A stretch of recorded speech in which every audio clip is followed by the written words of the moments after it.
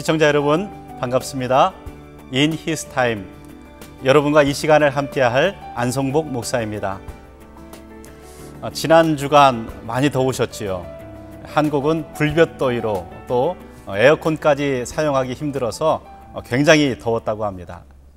제 페이스북을 통해서 한 분이 이런 글을 남겨주셨습니다. 우리 펜싱의 박상현 선수가 금메달을 땄는데요. 더운 여름에 아주 시원한 냉수 한 그릇 마신 기분이었다. 이런 얘기를 해주시더라고요. 분당 우리 교회 이찬수 목사님도 가끔 이런 말씀을 하십니다. 본인의 이름이 찬수잖아요. 아주 시원한 물. 하나님께 더운 여름에 시원한 냉수 같은 사람이고 싶습니다. 라는 그러한 말씀을 해주신 기억이 납니다. 어디 목사님 뿐이겠습니까? 저도 그러고 싶습니다. 또 여러분도 그렇게 되기를 바랍니다.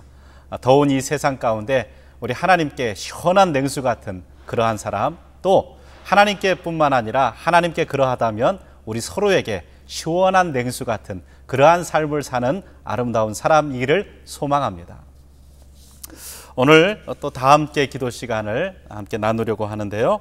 우리 윤성돈님이라는 분께서 이렇게 기도 제목 보내주셨습니다. 아내가 췌장암 수술을 했는데 아주 힘든 수술이었지만 감사하게도 모든 종양은 잘 제거되었습니다. 종양 제거 후에 페인킬러까지 제거하였는데 그 이후에 지금 통증으로 아주 심한 고통을 겪고 계시다고 합니다.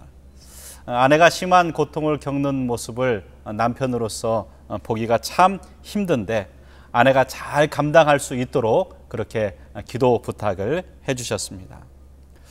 또 Y 성도님께서 기도 제목을 보내주셨습니다. 할렐루야, 우리 가정에 하나님의 은혜와 평강이 늘 넘치기를 원합니다. 그리고 전선 순복음교회가 하나님 은혜로 부흥되게 하여 주시고 9월 중순에 태어나는 둘째 손자가 무사히 태어나 하나님께 영광 돌리는 자녀가 되기를 기도 부탁드립니다. 제가 얼마 전에 식당에 갔는데요. 저하고 가깝지 않은 저 먼 테이블에서 어떤 분들이 기도하고 계시더라고요. 그 중간에 수많은 사람들이 있는데도 기도 소리가 뚜렷하게 제 귀에 들렸습니다. 제가 제 아내에게 저분 목사님이신 것 같은데 그랬더니 제 아내가 그 소리가 들려요 그러더라고요. 잘 들렸습니다. 여러분, 산부인과에 가면 많은 아이들이 있지만요, 엄마는 자기 아이의 울음소리를 분명하게 듣는다고 합니다. 왜냐하면 모든 관심이 자기 아이에게 있기 때문입니다. 하나님이 우리에 대해서 그러하십니다. 우리의 작은 신음에도 하나님 듣고 계시고 응답하십니다. 우리 윤성도님 고통 가운데 있고 또 회복 가운데 있지만 고통을 느끼고 또 고통을 바라보는 아내를 바라보는 남편 되시는 우리 성도님, 그 마음, 그 신음을 들으시고 분명 치유하여 주실 것입니다. 말라기 4장 2절 말씀에 내 이름을 경외하는 너희에게는 공의로운 해가 떠올라서 치료하는 광선을 비추리니 너희가 나가서 외양간에서 나온 송아지같이 뛰리라. 이 말씀대로 되는 은혜가 있을 줄 믿습니다. 또 하나 우리 Y 성도님, 가정에 하나님의 은혜를 구하고 또 태어나는 생명을 위해서 기도 제목 보내주셨습니다. 감사합니다. 먼저 가정이 하나님의 은혜가 넘쳐야 됩니다. 제가 좋아하는 말씀인데요, 이 말씀 읽고 기도해 드리면 좋겠습니다. 시편 128편 말씀입니다. 여호와를 경외하며 그의 길을 걷는 자마다 복이 있도다. 내가 내 손이 수고한 대로 먹을 것이라. 내가 복되고 형통하리로다. 내 집 안방에 있는 내 아내는 결실한 포도나무 같으며 내 식탁에 있는 자식들은 어린 감람나무 같으리로다. 우리 사랑하는 성도님 가정에 이렇게 하나님의 복이 있기를 바랍니다. 남편이 아내를 바라보며 결실한 포도나무 같은 그러한 미소를 지을 수 있고, 또 아내가 남편을 바라보며 그럴 수 있고, 또 식탁에 둘러앉은 어린 자식들이 감람나무는 식용으로도 약용으로도 성전 등불의 기름으로도 쓰입니다. 그렇게 태어나는 손자가 감람나무 같은 은혜로 살아갈 수 있기를 바랍니다. 기도하겠습니다. 하나님 아버지, 사랑하는 주의 종들이 이렇게 하나님을 의지하며 기도합니다. 윤성도님 아내가 췌장암 수술은 잘 되었지만 또 이렇게 감당해내야 할 고통이 있습니다. 우리의 작은 신음에도 응답하시는 하나님께서 그 기도 소리를, 그 신음 소리를 들으시고 주님 깨끗하게 치유하여 주시고 외양간에서 나온 송아지같이 뛰는 은혜가 있게 하여 주시옵소서. 또 Y성도님, 아버지 하나님, 정말로 그 가정 가운데 여호와를 경외하는 자들이 받는 복이 있게 하여 주시옵소서. 찬양이 넘치는 가정이 되게 하시고, 특별히 9월에 그렇게 손주가 태어나는데 하나님 함께 하여 주셔서 산모 아이가 건강할 수 있도록 하여 주시고, 그 아이가 어린 감람나무와 같이 세상에서도 또 하나님 나라에서도 귀히 쓰임받게 하여 주시옵소서. 예수님 이름으로 기도드리옵나이다. 아멘. 언제든지 기도 제목이 있으시면 저희 CTS로 메일로나 편지로 보내주시면 다 함께 기도 시간에 함께 기도하도록 하겠습니다. 나와는 아무런 관계가 없지만 나의 아픔과 나의 고통을 들어주는 사람이 있습니다. 그것도 무려 18년 동안 영육간의 어려운 이야기에 귀 기울이고 그 어려움을 나눠준 그런 기관이 있는데요. 바로 LA 생명의 전화입니다. 오늘은 LA 생명의 전화 박다인 목사님을 모시고 전화 연결해서 그동안의 사역과 앞으로의 계획을 함께 들어보는 시간을 갖도록 하겠습니다. 목사님, 안녕하세요. 안녕하십니까. 예, 목사님, 어떻게 LA 생명의 전화가 과연 어떤 사역을 하는 기관이 좀 소개해 주시겠습니까? 예, 이 생명의 전화는 극박한 어려움을 겪는 동포들이 전화 상담을 통해서 치유에 도움을 주고 때로는 예수님의 손을 잡도록 하는 핫라인입니다. 아, 예.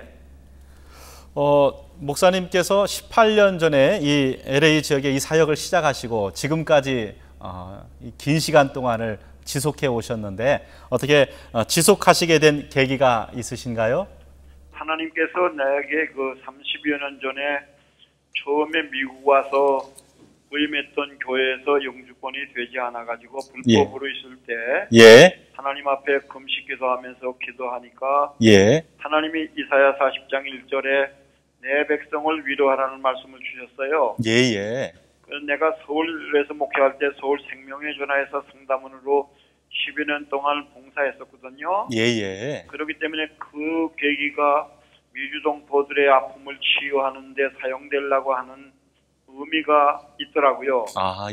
그래서 내가 자격이 없는데 그게 사양하는 마음으로 그러다가 계속해서 그런 비전을 주셔서 우리 내가 7년 반 동안 가족 없이 혼자서 고생을 했었어요. 그러셨군요. 그러다 보니까 하나님께서 그 외로움과 또 힘든 그러한 과정을 거치게 하시면서 그런 사람들을 입장해서 그런 사람들을 치유하는 사역으로 몰아가셨습니다. 그래서 지금 아직까지 나이가 있는데도 열심히 이 사역을 지속하고 있습니다. 목사님의 아픔을 오히려 또 다른 고통에 있는 사람들을 치유하는 그러한 방향으로 하나님께서 인도해 주신 거네요. 그렇죠. 하나님께서는 그냥 우리에게 시련 주실 때도 그냥 시련 당할 때는 얼마나 힘듭니까? 그렇지만은 그 배후에는 시련 이후에 하실 일을 우리에게 인도하시고자 하는 것들을 예비하셨더라고요. 아멘. 목사님, 그러면 이제 전화 상담 사역을 이제 많이 하실 텐데 상담 사역에 동역하는 분들은 또 어떻게 훈련을 하고 있고 또 어떤 훈련 계획들을 가지고 계신지 좀 들을 수 있으면 좋겠습니다. 우리가 1년에 한 번 정도 그 2달 가깝게 상담 봉사원 훈련 세미나를 합니다. 보통 1월 달에 광고를 해가지고 2월, 3월 2달 동안 하는데 금년에는 그때를 못하고 이번 오는 9월 13일부터 10월 27일까지 예. 제20기 상담봉사원 훈련 세미나를 합니다. 아, 예. 우리 믿음을 가진 사람들은 주위에 아파하는 사람들에게 관심을 가지는 것이 당연하지 않습니까? 예, 예. 그 영혼을 건지기 위해서 저 사람이 아파하는 것을 우리가 일단 친구로서 다가가서 그분의 마음을 열도록 한 다음에 예. 복음을 전하면 쉽지 않습니까? 예, 예. 그런 복음 전도자들을 훈련하는 것과 같아요, 이게요. 예, 예. 그렇기 때문에 9월 13일부터 개강하는 20기 상담봉사원 훈련 세미나는 예. 매주 화요일 날, 목요일 날, 화요일 날, 목요일 날 합니다. 아, 예. 저녁 7시부터 10시까지 우리 LA 근방에 있는 저기 라이센스 가지고 오피스 가지고 있으면서 상담하면서 하고 있는 임상심리학 박사, 상담심리학 박사, 정신과 박사 이런 분들이 강사들입니다. 예. 본인이 아파하고 있다든지 그런 분들도 오시면 예. 교육받는 동안에 아픔이 치유될 수가 있습니다. 아, 그러겠네요. 예, 예. 꼭 누군가 상담을 받아주는 것도 있지만 일단 그곳에 함께 훈련받으면서 본인이 치유받고 또 그 치유로 인하여 누군가를 치유할 수 있는 아주 좋은 계기가 될 것 같은데요. 그렇죠. 그리고 또 상담원으로 봉사하는 분들이 자기가 겪었던 자기가 남편과의 갈등이 있었는데도 예. 봉사를 했는데 예. 상담을 하다 보니까 자기 남편이 자기가 좀 못마땅하게 생각해서 그렇지 예. 그렇게 나쁜 정도는 아니라는 걸 알 수 있었어요. 그래요. 왜 그러냐면 여기는 극한 상황에 갈등되는 사람들이 전화 많이 오지 않습니까? 그렇죠. 그래가지고서 남편에게 우리 남편이 그래도 치우친 사람은 아니구나. 예. 내가 좀 따뜻하게 대하면은 좀 부드러운 가정이 되겠구나 해가지고 다가가서 회복됐다고 간증을 하는 상담원도 있어요. 예. 예. 예, 목사님, 그러면 또 이제 이 방송을 보시는 분들 중에 생명의 전화에 연락해서 상담받고 싶은 분들이 있을 것 같은데 예. 연락할 수 있는 방법을 좀 알려주시면 예. 감사하겠습니다. 우리 상담은 365일 합니다. 연중 무휴로 합니다. 예. 24시간은 못하고요. 매일 저녁 7시부터 새벽 5시까지 합니다. 예. 밤에 합니다. 213-480-0691 예. 213-480-0691입니다. 예. 06을 구원한다고 해서요. 예. 그리고 타주에 있는 분들에서는 866-365-0691이 있습니다. 예. 예. 여기로 전화하시면 우리 잘 훈련받은 상담원들이 열린 마음을 가지고 그 상처 입은 그 영혼들을 어루만져주고 때로는 믿음이 없는 사람들에게는 정말 깊은 기도하는 마음으로 상담해서 예. 나중에는 예수님을 영접하게 하는 사역입니다. 예. 예. 지금 방송에 전화번호가 나갈 텐데요. 여러분들 주저하지 마시고 그렇게 이곳으로 전화하셔서 상담 요청하실 수 있기를 바랍니다. 마지막으로 우리 목사님 생명의 전화 사역에 대한 기도 제목 주시면 저희가 함께 기도하겠습니다. 예. 우리 생명의 전화 이름이 그렇듯이 많은 영혼들을 구원하는 생명의 전화가 되게 해달라고 하나님 앞에 기도해 주시고요. 예. 그 다음에 동포사회의 불행한 일을 예방하기 위해서 우리 생명의 전화가 존재하는데 예. 예방을 말하자면 부부 갈등이 있을 때 상담하면 그 부부 갈등이 회복되는 단계로 우리가 상담을 할 텐데 예. 대개 전화 오는 거 보면 이혼을 하고 난 다음에 예. 이혼하려고 할 때는 전화하지도 않다가 예. 이혼하고 난 다음에 아파하면서 예. 괴로워서 전화 오는 걸 하니까 우리가 뒤치다거리만 하게 되더라고요. 예. 예. 그러니까 미리미리 전화를 해서 예. 불행한 일을 예방하는 우리 생명의 전화가 되기를 바라고요. 예. 예. 그 다음에 두 번째는 동력하는 그 열린 마음을 가진 신실한 상담원들이 많이 지원해서 훈련받게 되도록 기도해 주시길 바랍니다. 예. 교회에서 목사님들한테 그걸 요청하는데도 목사님들이 협력하는 목사님도 계시고 예. 그렇지 않는 교회도 있으니까 예. 이건 상담원들만 되는 게 아니니까 예. 전도자들을 훈련하는 것과 같아요. 예. 그러니까 열린 마음에 신실한 상담원이 많이 모집되도록 기도해 주시고요. 예, 예. 우리가 교회 몇 군데 후원 받는 게 전부입니다. 예. 지금 재정이 간당간당 바닥이 나는데 예. 후원 교회나 기관이라든 이것이 증가돼서 예. 원만한 그 정말 생명의 전화 하고 싶어하는 사이버 상담이라든지 여러 가지 일들을 또 그다음에 자살자 유가족을 치유하는 상담이라든지 이런 예. 것들을 준비하고 있는데 재정이 미치지 못하거든요. 예. 이런 재정이 좀 많이 확보가 되어서 예. 우리가 기도하면서 준비한 사역들이 잘 이어지도록 기도해 주시기 부탁합니다. 예, 알겠습니다. 네. 목사님 힘드시지만 사역 잘 감당하시고 하나님의 복음 사역을 위해서 애써주시기를 부탁드립니다. 감사합니다. 예, 감사합니다. 네, 수고하셨습니다. 예, 제가 잠깐 기도하겠습니다. 하나님 아버지, 또 이렇게 우리 생명의 전화 귀한 사역 감당합니다. 그것을 통하여 영혼 구원의 역사가 나타나게 하여 주시옵소서. 또 마음의 갈등이 있을 때 이곳을 통하여 위로를 얻을 수 있도록 아버지 하나님, 우리 갈등하는 사람들 이 시간 방송 보며 전화할 수 있도록 도와주옵소서. 특별히 3당 사역의 동역자가 필요합니다. 하나님 일꾼들을 보내주시고 또 물질이 필요합니다. 후원 교회와 기관들을 붙여주셔서 이 생명의 전화를 통하여 하나님과의 한 라인이 잘 이루어질 수 있도록 함께 하나님 역사하여 주시옵소서. 예수님 이름으로 기도드리옵나이다. 아멘. 오늘 이 시간에는 요한복음 4장 23절 24절 말씀으로 함께 은혜를 나누고자 합니다. 아버지께 참되게 예배하는 자들은 영과 진리로 예배할 때가 오나니 곧 이때라. 아버지께서는 자기에게 이렇게 예배하는 자들을 찾으시느니라. 하나님은 영이시니 예배하는 자가 영과 진리로 예배할지니라.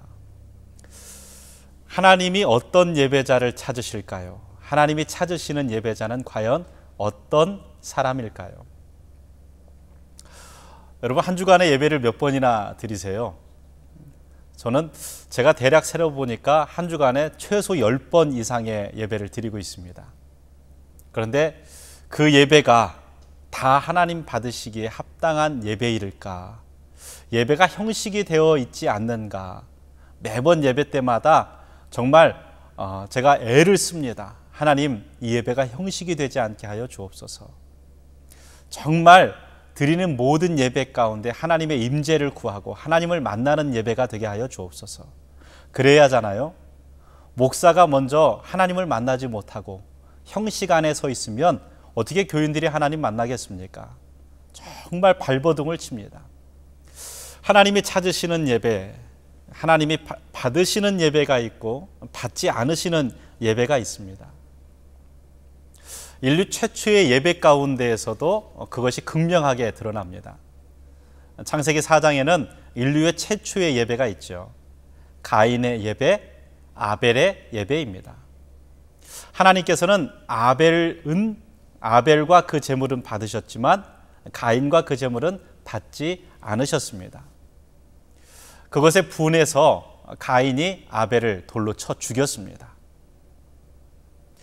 하나님이 후에 가인을 찾아오셔서 가인아, 내 동생이 어디 있느냐라고 질문하십니다. 아마 그때까지도 하나님께서는 가인이 회개하기를 기다리셨는가 모르겠습니다. 그런데 가인은 하나님, 제가 제 동생 지키는 사람입니까? 라고 하나님 앞에 뻔뻔하게 자기의 죄를 속였습니다. 결국 그로 인하여 유리방황하는 자가 되었습니다. 그러면 하나님께서는 왜 아벨의 제사는 받으시고 가인의 제사는 받지 않으셨을까요? 그냥 어렴풋이 생각할 때는 아벨은 양을 잡아서 드렸으니까, 가인은 곡식으로 드렸으니까 라고 생각합니다. 그러나 그것은 이유가 되지 않습니다. 여러분, 레위기 2장에 보면은 이스라엘의 5대 제사가 나오는데요. 번제, 소제, 화목제, 속죄제, 속건제입니다. 이스라엘의 이 모든 제사의 형태는 번제의 형태를 지닙니다. 그것은 짐승을 태워 드리는 제사인데요. 유독 소제 하나만큼은 곡식으로 드릴 수 있는 제사입니다. 그리고 그 소제를 히브리어로 민하라고 얘기합니다. 그런데 창세기 4장에 나와 있는 이 제사 제도의 제사 이름이 뭐냐면 민하입니다. 그렇기 때문에 양으로 잡아서 제사 드리지 않았기 때문에 하나님이 받지 않으셨다라는 것은 맞지 않습니다. 얼마든지 곡식으로도 하나님께서 받으실 수 있는 제사였습니다. 그런데 왜 하나님께서는 아벨의 제사는 받으시고 가인의 제사는 받지 않으셨을까요? 그 대답이 창세기 4장 말씀 안에 있습니다.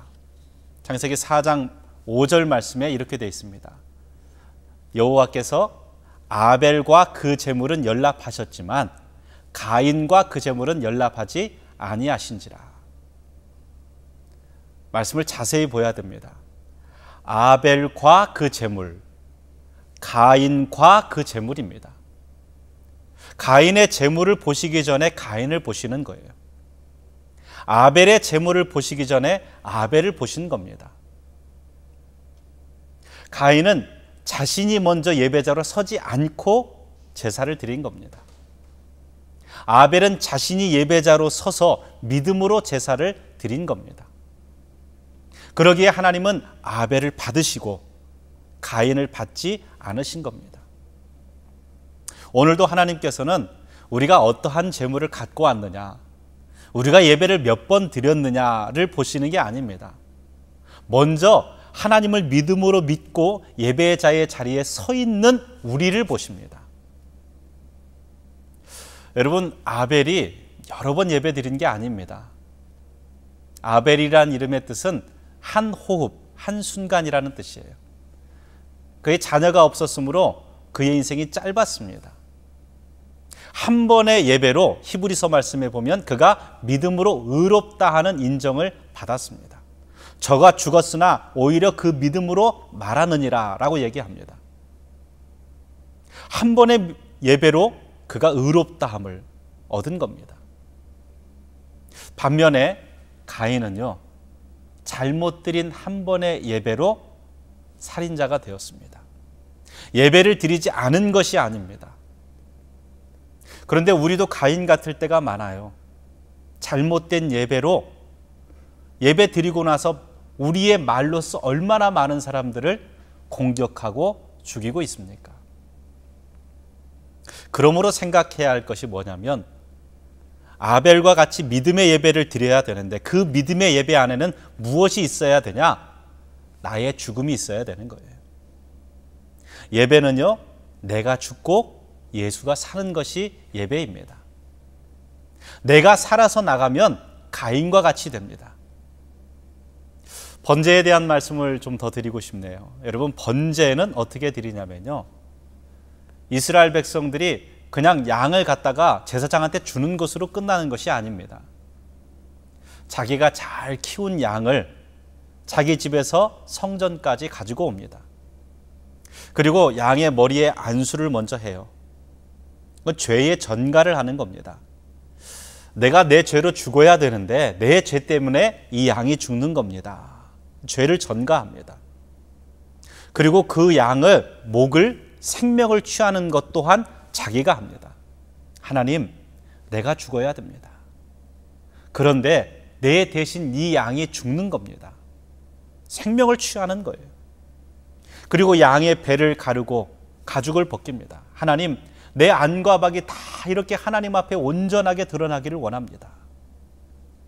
내장을 긁어냅니다. 하나님, 내 안에 이 더러운 것들이 다 씻겨져 나가기를 원합니다. 다리에 각을 뜹니다. 하나님, 서야 할 곳에 서지 않고 서지 말아야 할 곳에 섰던 이 다리, 하나님 용서하여 주옵소서. 제사를 드리고 나면요, 헌제자의 온몸에는 피가 범벅이 됩니다. 제사장은요, 그냥 그 각 떠진 것 제단 위에 올려놓으면 되는 거예요. 피를 단사면에 뿌리고 제단 위에 그거 올려놓기만 합니다.